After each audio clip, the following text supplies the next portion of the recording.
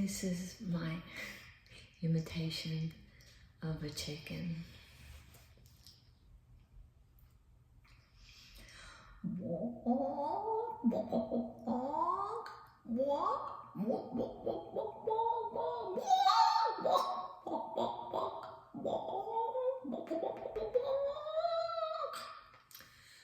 Okay, that was Ode to a Chicken.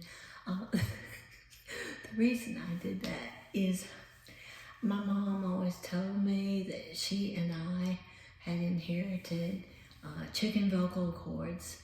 And so I thought, well, okay, if that's the truth of it, then I bet you I can do a pretty good chicken imitation.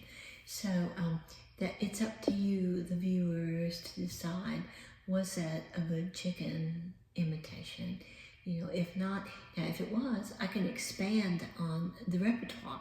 I could begin, you know, singing chicken, but she claims the chicken vocal cords came from her father, who, he was a gifted musician. He could play, you know, piano by ear, and he wrote songs, but he didn't have a very strong voice, and so that was the joke in the family.